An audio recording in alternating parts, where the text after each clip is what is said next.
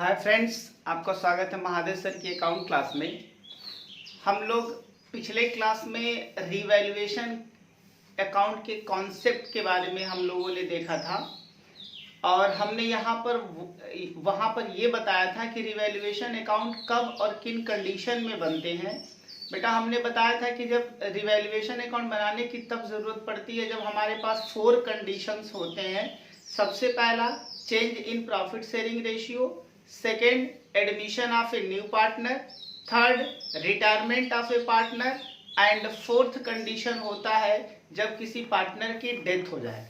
इन चारों कंडीशन में हमें रिवैल्यूएशन अकाउंट बनाने की ज़रूरत होती है।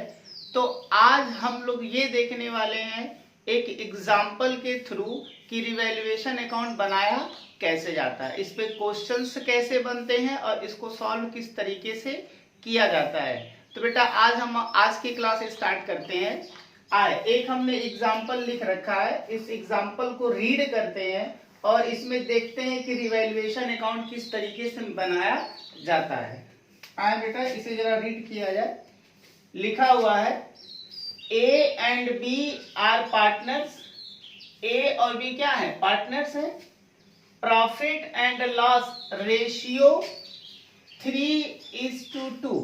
बेटा ए और बी पार्टनर्स हैं और प्रॉफिट और लॉस का जो रेशियो है इनका 3 और 2 का है। Balance sheet of the firm की जो बैलेंस शीट है वाज एज अंडर। फर्म की ये बैलेंस शीट दी गई है, ठीक है। बैलेंस शीट कब की है? 31 मार्च 2020 की है। बैलेंस शीट में जरा एक बार देख लेते हैं क्या क्या दिया गया है। पार्टनर से कैपिटल है ए और बी का। ए का कैपिटल 50 है और बी का कैपिटल 60,000 है। दोनों की कैपिटल 1,10,000 हो गई। इनके पास क्रेडिटर है 25,000 के, बिल्स पेबल है 15,000 के। बैलेंस शीट का टोटल 1,50,000। एसेट में जरा देख लेते हैं। एसेट में क्या है इनके पास?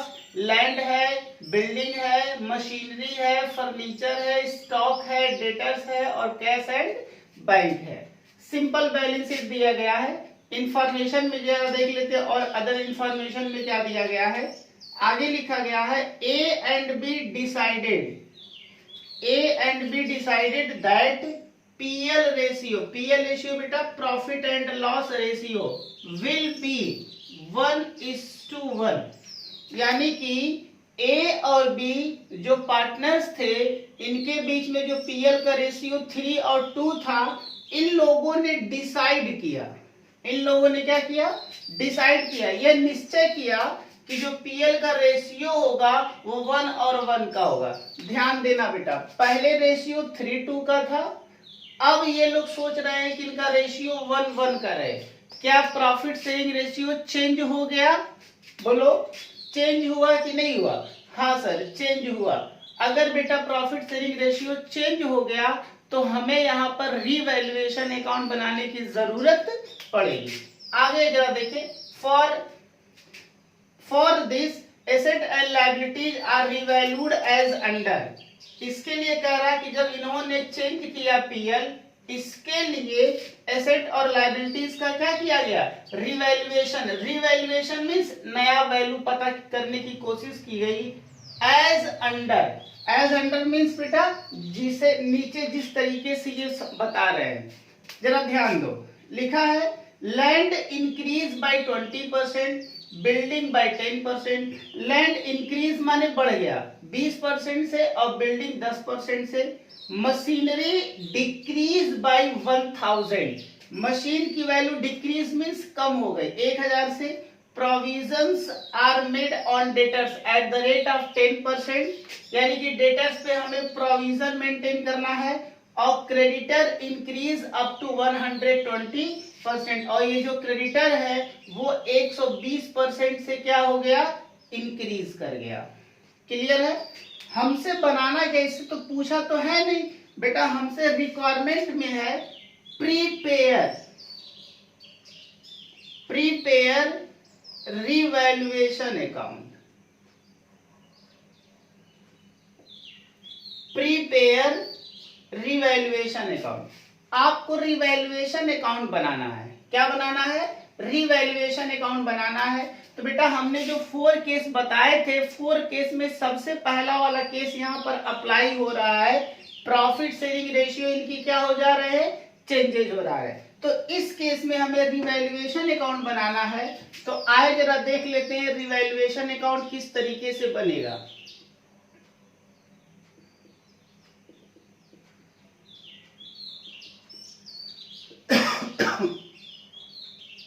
रिवैल्यूएशन अकाउंट, इसका अकाउंट का फॉर्मेट सिंपल है। हमने पिछले क्लास में बताया था इसका फॉर्मेट।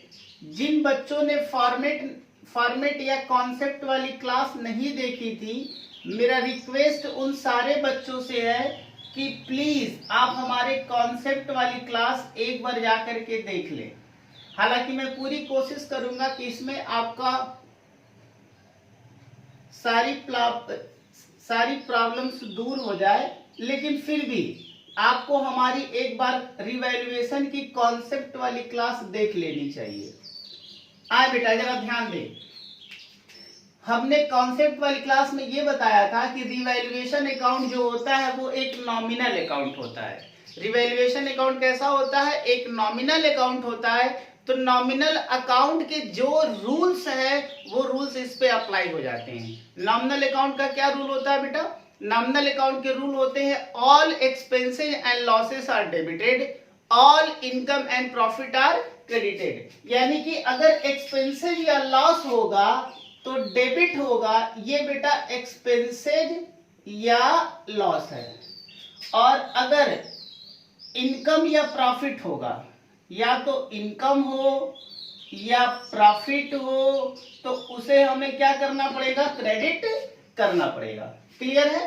अब जरा बेटा जरा क्वेश्चन को रीड करो, एक बार हमने रीड किया है और ध्यान देना, जो हमें रिवैल्यूएशन का पॉइंट्स आता है वो हमेशा एडजस्टमेंट में आता है, और वह रिवैल्यूएशन केवल एसेट पे और लायबिलिटीज पे किया जाता है। यानी कि एसेट और लायबिलिटीज की या तो वैल्यू बढ़ा दी जाए या तो वैल्यू घटा दिया जाए, दैट्स पॉइंट ऑफ रिवैल्यूएशन।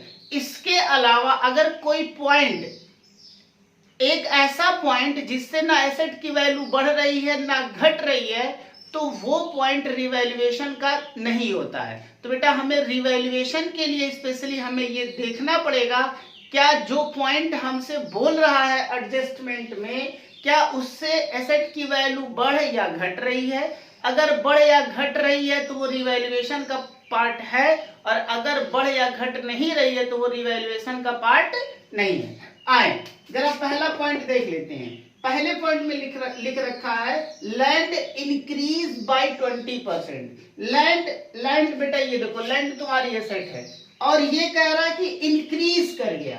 क्या कर गया, इंक्रीज मीन्स बढ़ गया बाय 20% माने 20% से बढ़ गया। ये देखो लैंड तुम्हारी कितनी है, 40,000 की है बेटा, इसको 20% से बढ़ाना है। अब अगर 40,000 का लैंड है, 40,000 का लैंड है, 20% बढ़ाओगे तो सेट की वैल्यू बढ़ जाएगी। ये 40,000 का बेटा लैंड है तुम्हारी, और इसका जब 20% बढ़ाओगे तो 20% मीन्स क्या होता है, परसेंटेज मीन्स बाई 100। अब बेटा आप इसे सॉल्व करोगे तो कितना आएगा, 8,000 आएगा। तो ये 8,000 से लैंड की वैल्यू बढ़ जाएगी। अगर 8,000 से लैंड की वैल्यू बढ़ेगी तो लैंड हमारी एसेट है, वैल्यू बढ़ गई। तो अगर बेटा वैल्यू बढ़ेगी, एसेट की वैल्यू बढ़ेगी, तो बताओ ये प्रॉफिट या इनकम होगा कि एक्सपेंसेस और लॉस होगा। अगर हमारी एसेट की वैल्यू बढ़ जा रही है तो ये हमारे लिए क्या है, प्रॉफिट और क्या है, प्रॉफिट और इनकम है। अगर प्रॉफिट और इनकम है तो किस साइड में लिखना पड़ेगा, क्रेडिट साइड में लिखना पड़ेगा। तो क्या लिखेंगे बेटा, बाई लैंड। क्लियर है, कितने से, 8,000 से, क्योंकि वैल्यू तो 8,000 से बढ़ी है तो प्रॉफिट कितना है, 8,000 का है। तो इसीलिए 8,000 हम किस साइड में लिख देंगे, प्रॉफिट वाले यानी कि क्रेडिट साइड में लिख देंगे। क्लियर हो गया। हाँ सर, आगे बढ़ते हैं बेटा। आगे कह रहा है बिल्डिंग बाय 10%, और जो बिल्डिंग की वैल्यू है ये 10% से बढ़ गई। ये बेटा 10% से बढ़ा। बताओ एसेट है, एसेट की वैल्यू बढ़ रही है तो हमारे लिए क्या होगा, प्रॉफिट होगा। अब 35,000 का 10% निकालोगे तो कितना आएगा 3,500, और इससे हमारी बिल्डिंग की वैल्यू बढ़ेगी तो लिखा जाएगा बाय बिल्डिंग, और अमाउंट कितना आ जाएगा बेटा 3,500। ये भी इनकम है और क्रेडिट साइड में लिख दिया जाएगा। क्लियर है? क्या फर्स्ट पॉइंट हमारा क्लियर हो गया? हाँ सर, फर्स्ट पॉइंट क्लियर हो गया। सेकंड पॉइंट जरा देख लेते हैं बेटा। नेक्स्ट में हमसे कह रहा है मशीनरी डिक्रीज। डिक्रीज मीन्स बेटा वैल्यू कम हो जाना बाय 1,000, यानी कि जो मशीन की वैल्यू है, ये रही बेटा मशीन की वैल्यू कितने की है 20,000 की है, और जो मशीन की वैल्यू है वो 1,000 से डिक्रीज, 1,000 से डिक्रीज मीन्स 1,000 से कम हो गया। बताओ मशीन की वैल्यू 1,000 से कम हो रहा है तो ये हमारे लिए लॉस होगा, और अगर ये लॉस होगा तो हमें डेबिट साइड में क्या करना पड़ेगा, लिखना पड़ेगा। तो क्या लिखेंगे, टू मशीनरी, कितने से बेटा 1,000 से। ये पॉइंट क्लियर है? हाँ सर क्लियर है। थर्ड पॉइंट पे आते हैं, लिखा हुआ है provisions are made on debtors at the rate of 10%। बेटा प्रोविजन मेंटेन करना है किस पे, डेटर्स पे। ये रहा डेटर्स, ये डेटर्स है, डेटर्स पे हमें प्रोविजन मेंटेन करना है, यानी कि हमें ये लग रहा है बेटा डेटर्स हमारा क्या होता है, एसेट एक ये पर्सन होता है, यानी कि हमारे पास 10,000 के डेटर्स हैं। आपको पता है डेटर्स क्या होते हैं? डेटर्स हम जिनको उधार माल बेचते हैं तो सामने वाला बंदा डेटर्स होता है। तो ये जरूरी नहीं होता है कि जितना हमने माल बेचा हुआ, जैसा कि हमने हमारे क्वेश्चन में 10,000 का माल बेचा हुआ है, तो बेटा ये जरूरी नहीं है कि सारे के सारे डेटर्स हमें क्या कर दे, पूरा पैसा दे दे।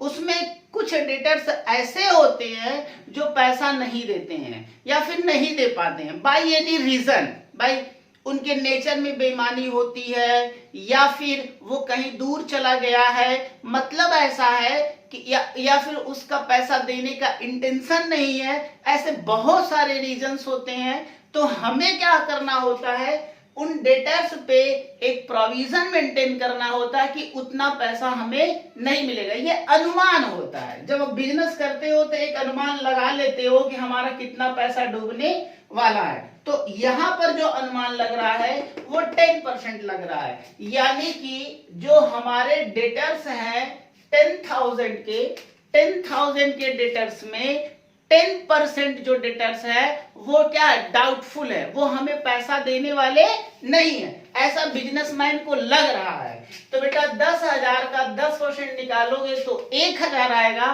और वो पैसा हमें नहीं मिलेगा। बताओ डेटर्स क्या है, एसेट है। एसेट में एसेट का पैसा हमारा डूबेगा, और अगर डूबेगा तो ये हमारे लिए क्या है, एक्सपेंसेस और लॉस है। बेटा एसेट की वैल्यू कम हो जाएगी, अगर कम होगी तो हमारे लिए क्या होगा, ये एक्सपेंसेस और लॉस होगा, तो डेबिट साइड में लिखना पड़ेगा। लिखा क्या जाएगा बेटा, लिखेंगे provision for doubtful debts. Provision for doubtful debts कितने का, 10% है डेटर्स पे। तो बेटा अगर 10,000 का 10,000 का 10% निकालोगे तो 10% मीन्स 10/100, तो कितना आएगा, 1,000 आएगा। और ये 1,000 रुपए यहां पर आप डेबिट साइड में क्या करोगे, लिख दोगे। ये बात क्लियर हो गया।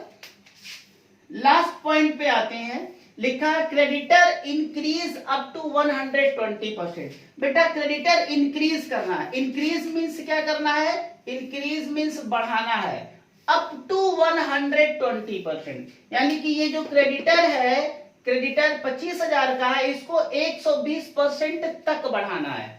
एक बात जरा ध्यान से समझो बेटा, बैलेंस शीट का हर आइटम हमेशा 100% होता है, यानी कि जो क्रेडिटर ये जो 25,000 लिखा गया ये 100% है, बिल्स पेबल जो 15,000 लिखा गया ये 100% है, लैंड जो 40,000 लिखा गया ये 100 है, हर वैल्यू 100 होती है। क्लियर है। यहां हमसे क्रेडिटर की बात करा कि क्रेडिटर को 120% तक करो। ध्यान दो, हमने कहा हर वैल्यू 100 है तो जो क्रेडिटर 25,000 का है ये कितना है, ये 100% तो पहले से है। हमसे कह रहा है कि 120% करो, तो अगर इसको 120% करना है तो ऑलरेडी ये 100 है, इसमें हमें कितना और जोड़ देना, 20% और जोड़ देना है। अगर 20% और मैं इसमें ऐड कर दूं तो 120% हो जाएगा। देखो इसमें जो यहां पर बात बोल रखा है इन सबों में बोला है बाय 20, बाय 10, बाय 1000, समझ में आ गया। और इसमें कह रहा है, इसमें बेटा बाय शब्द इस्तेमाल नहीं किया, इसमें लिखा अप टू माने 120% तक करो, समझ में आ रहा है। तो ऑलरेडी ये 100% है, हमें 120% करना, तो मैं केवल 20% इसमें मैं क्या कर दूं, बढ़ा दूं, तो 120% हो जाएगा। इसका मतलब ये है कि ये जो 25,000 लिखा गया है, ये जो 25,000 लिखा गया है बेटा, इसमें हमें कितना बढ़ा देना, ये 100 है, 20% इसमें हम क्या कर दे, यानी कि इसी का 20% निकाल ले, और जब 20% निकालेंगे तो 25 दूना 50 यानी कि 5,000 आएगा। और इसमें अब अगर जोड़ दिया जाए, देखो इधर ये है आपका 100% और ये आपका 20%, दोनों को ऐड कर दोगे तो कितना हो जाएगा, 120% हो जाएगा। यानी कि हमें बढ़ाना कितना है, 20%। क्लियर हो गया बेटा। मैंने बोला कि रिवैल्यूएशन में केवल वही पॉइंट जाएगा जो या तो बढ़ेगा या तो घटेगा। क्लियर है। तो हमें 100% से 120 करना है, तो बढ़ाना कितना है, 20 बढ़ाना है, तो 20% मीन्स 5,000, यानी कि हमें क्रेडिटर की वैल्यू 5,000 से क्या कर देनी है, बढ़ा देनी है। अब बेटा अगर क्रेडिटर की वैल्यू 5,000 से बढ़ेगी तो बताओ क्रेडिटर हमारे लिए क्या है, क्रेडिटर हमारी क्या होती है, लायबिलिटीज होता है। क्रेडिटर हमारा क्या है, लायबिलिटीज, और लायबिलिटीज की वैल्यू क्या कर देनी है, इंक्रीज, यानी कि बढ़ाना है। क्रेडिटर हमारी लायबिलिटीज है, अगर लायबिलिटीज हमारी बढ़ जाएगी तो बेटा हमारे लिए बताओ इनकम या प्रॉफिट होगा कि एक्सपेंसेज और लॉस होगा। बेटा अगर क्रेडिटर हमारा बढ़ेगा तो हमारे लिए एक्सपेंसेज और लॉस होता है, क्योंकि क्रेडिटर बढ़ने का मतलब कि मुझे पैसा और देना पड़ेगा। यानी कि जो 25,000 है, अब 25,000 न दे करके हमें 5,000 और देना पड़ेगा, और टोटल में हमें 30,000 देना पड़ेगा। समझ में आ रहा है। यानी कि हमारी जो लायबिलिटीज है वो बढ़ रही है, और लायबिलिटीज अगर बढ़ेगी तो हमारे लिए क्या है, ये लॉस है, एक्सपेंसेज और लॉस है। और यहां लिख देंगे क्रेडिटर्स, कितने से बेटा, 5,000 से। ये क्लियर हो गया ये पॉइंट। इसके बाद हमसे करा प्रिपेयर रिवैल्यूएशन अकाउंट, तो सारा पॉइंट हम लोगों ने कंसीडर कर लिया है। आए इस खाते को जरा क्लोज करें, इस खाते को क्या किया जाए, क्लोज किया जाए, और क्लोज करके जरा चेक कर लेते हैं कि इस खाते का रिजल्ट क्या है, प्रॉफिट में है या फिर लॉस में है। आए बेटा जरा ध्यान से देखो, डेबिट साइड का टोटल कर लो और क्रेडिट साइड का टोटल कर लो। क्रेडिट साइड के टोटल में कितना है, 11,500 है, और डेबिट साइड में आते हैं तो 5, 1, 6 और 1, 7, ये 7,000 है, ये 11,500 है, तो क्रेडिट साइड ज्यादा है, 11,500, 11,500। बताओ क्रेडिट की जो साइड है वो 11,500। बेटा ये आपका प्रॉफिट है, और लॉस में कितना लॉस हुआ है, 7,000 का। ये प्रॉफिट है, ये लॉस है, तो रिजल्ट जो आएगा 4,500 का किस में आएगा, प्रॉफिट में आएगा। टोटल प्रॉफिट 11,500 कमाए हो, लॉस 7,000 का हुआ है, तो जो रिजल्ट आएगा बेटा जब आप इसमें से घटाओगे तो 4,500 का प्रॉफिट आएगा, 4,500 का प्रॉफिट आएगा। और इस प्रॉफिट को नाम देंगे रिवैल्यूएशन प्रॉफिट।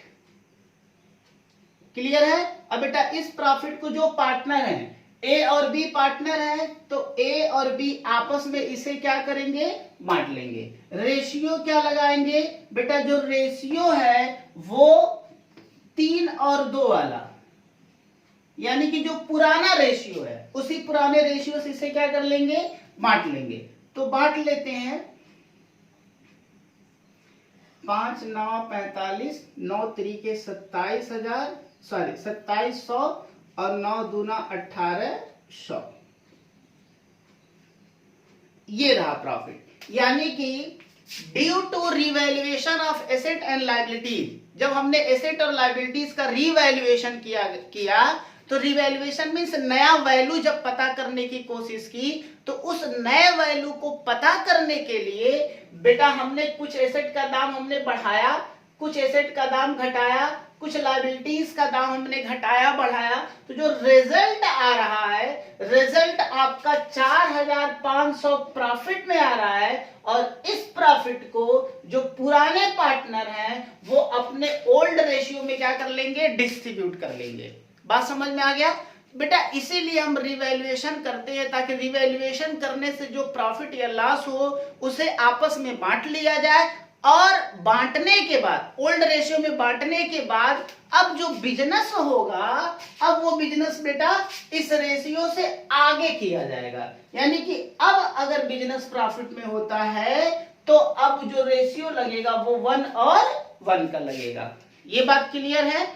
आगे से जो हमारा जो धंधा चलेगा उसमें जो प्रॉफिट या लॉस होगा वो 1 और 1 का रहेगा, लेकिन उससे पहले इस रेशियो से हम लोग क्या कर लेंगे, डिवाइड कर लेंगे। यानी कि रिवैल्यूएशन अकाउंट जब बनाया जाएगा और इसका जो रिजल्ट प्रॉफिट या लॉस का आएगा, उस प्रॉफिट या लॉस के रिजल्ट को जो इनका ओल्ड रेशियो होता है उस रेशियो से हम क्या कर लेंगे, डिवाइड या डिस्ट्रीब्यूट कर लिया जाएगा। बेटा ये एक छोटा सा एग्जांपल था रिवैल्यूएशन अकाउंट पे, वो भी पहले वाले केस में जहां पर प्रॉफिट शेयरिंग रेशियो क्या हो जाते हैं, चेंजेस हो जाते हैं। अगर इस कॉन्सेप्ट में किसी भी तरह का कोई डाउट है तो आप प्लीज कमेंट में हमें आप लिख करके बता सकते हैं। और मेरा रिक्वेस्ट उन बच्चों से है जिन्होंने अभी हमारे YouTube चैनल को सब्सक्राइब नहीं किया हुआ है, तो प्लीज आप जल्द से जल्द हमारे YouTube चैनल महादेव सर की अकाउंट, बेटा इस चैनल को आप सब्सक्राइब करें, आप इसे लाइक और कमेंट करें और ज्यादा से ज्यादा बच्चों में शेयर करें। Thank you.